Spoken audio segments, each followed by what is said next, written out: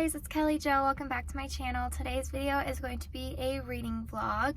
A couple of videos ago, I filmed a vlog where I went to all of the different little free libraries that are in my area.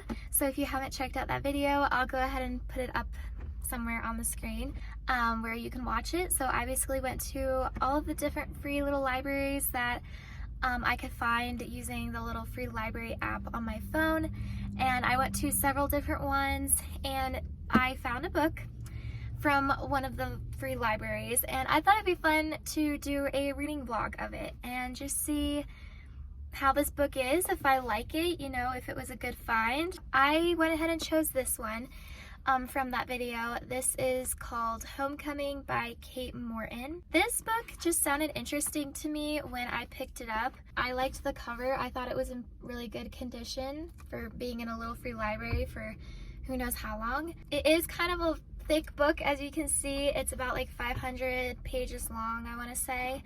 So I'm hoping to get through this book by the end of this week. So I started it last night. I want to say I'm a couple chapters in. I'm on like page 70 or something like that. So yeah, I've gotten a little bit of a glance as to what this book is about. I'll go ahead and read the synopsis, or at least part of it, so you guys can get a feel as well as to what this book is about. So it's a murder mystery book, it sounds like, in Australia. So it takes place in Australia, which I thought was really fun. So at the end of a scorching hot day beside a creek on the grounds of a grand country house, a local man makes a terrible discovery. The police are called, and the small town of Tambilla, I don't know, becomes embroiled in one of the most baffling murder investigations in the history of South Australia. Many years later, and thousands of miles away, Jess is a journalist in search of a story. Having lived and worked in London for nearly 2 decades, she now finds herself unemployed and struggling to make ends meet. A phone call summons her back to Sydney, where her beloved grandmother, Nora, who raised Jess when her mother could not, has suffered a fall and is seriously ill in the hospital. At Nora's house, Jess discovers a true crime book chronicling a long-buried police case, the Turner family tragedy of 1959.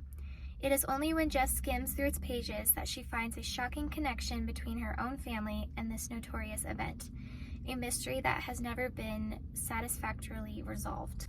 So, basically what I've gathered so far, based on the first couple of chapters that I've read, you first get introduced to like 3 different characters at the same time, and they all have different like storylines.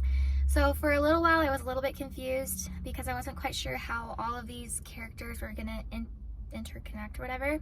So first you meet, I believe her name's Isabel. She is the owner of this really big like mansion in Australia, really fancy house, and she's there with her husband and several of her kids. So in like the prologue part of the story, it basically talks about how Isabel is setting up like a garden party type of thing for like New Year's at their grand house, and she sees a man riding his horse up to their house, and she thinks it's like the post, like the mail person coming to give them their mail or whatever for the day, but she realizes that it's not him, and then the prologue ends, so you don't know who the person is.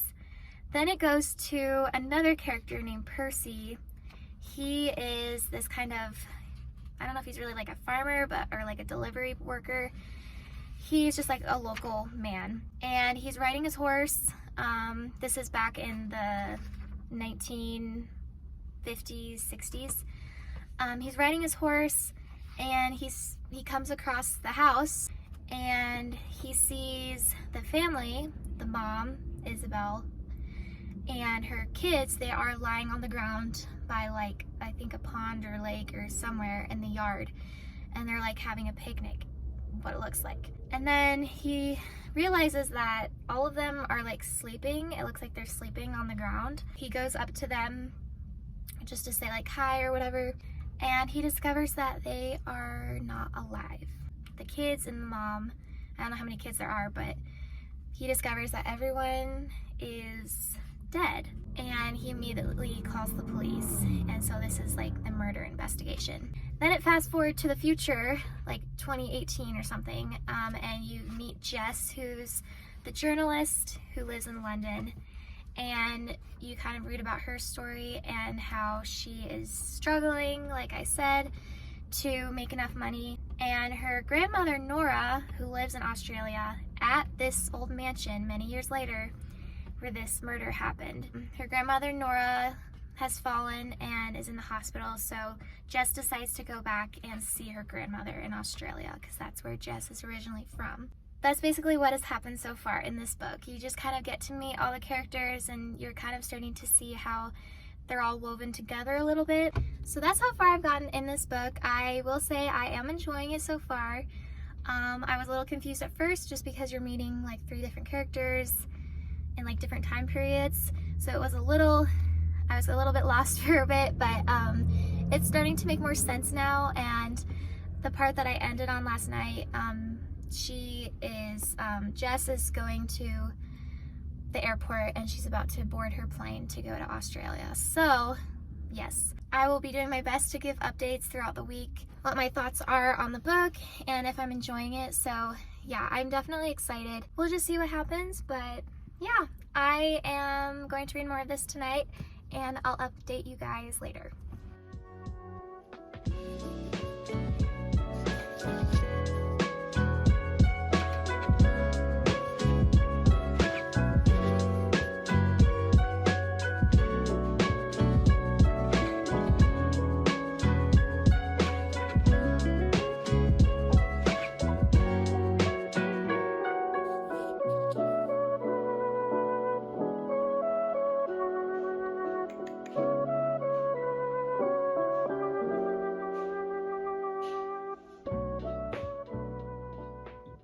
Okay, hello guys. It has been like a week since I have last filmed anything for this video and updated you guys. It's been kind of a busy week and I literally have not read the book since I last talked to you guys about it. I did read a little bit last night, but I still have a ways to go in the book, and I'm gonna buckle down tonight and get a lot of reading done because I want to have this video posted by the end of this week, and it's already been taking me longer than I thought. Not that this is an excuse for me not reading my book, but we recently got a cat and I'm so excited about it. We've had her for about a week now, and yeah, Aiden surprised me with a cat just one random day.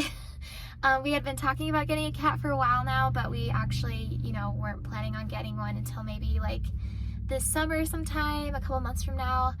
But I went home like after work one day and he happened to be off that day, and he went to the Humane Society and got a cat and surprised me with it at home. So that was really fun and exciting. I will make a whole video on the cats soon and put it on my channel just so you guys can meet her. She's so sweet and fun, and she's very spoiled already, so but yeah, so that happened.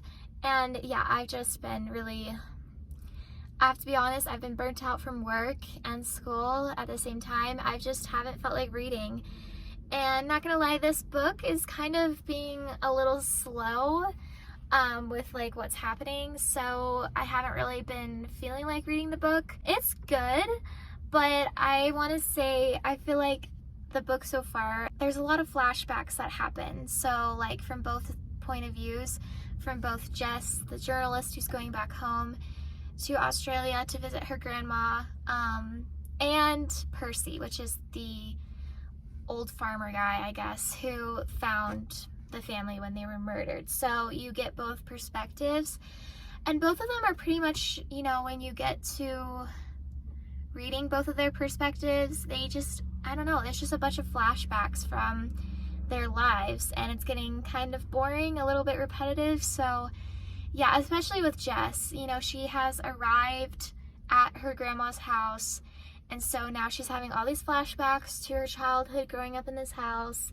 and it's like every time she sees something like an object, we have to read a flashback about, oh, this window was where she once stood as a child, you know, when she looked out into the garden at the fountain or whatever. So it's just kind of getting a little bit drawn out, I feel like, but hopefully it'll get more exciting. I do like reading the part about Percy and, you know, the murder investigation. I find that part more interesting. I don't know, we'll just see, but I'm going to, like I said, try and get some more reading done today after work because I'm definitely not at the point where I want to be. That's what I have right now. I will see you guys later, probably tomorrow, and hopefully I will have more of the book read by then and have more thoughts for you guys.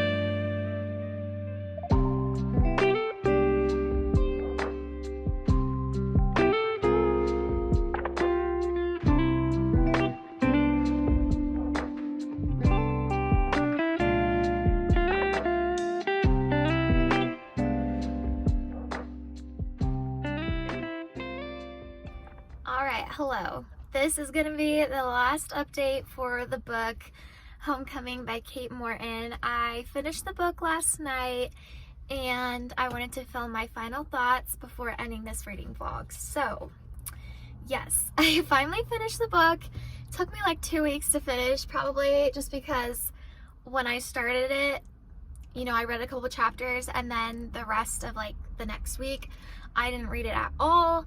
And now finally this week, you know, I was able to finish it. So really, maybe it took me like 3 weeks. I don't even know. But it took me longer to finish this book than I was anticipating. Mainly because, one, it's just a longer book. And I usually don't read books that are like 500 to 600 pages long. Like this book was over 500 pages. So just to me in general, that's kind of a lot. Because normally the books I read are like 300 pages. So they're like half the amount. And then also just the book was kind of slow.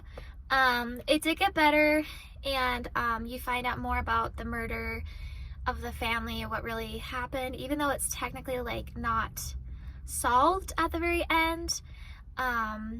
Police kind of came into a conclusion as to what happened. Yeah, unfortunately, this is a spoiler, but unfortunately Nora, the grandmother, Jess's grandmother, she does pass away in the hospital, so that part was kind of sad.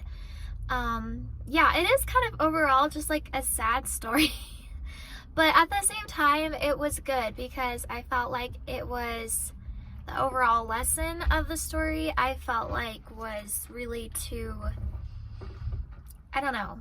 I feel like it's very much about family and, you know, as the title suggests, like coming home.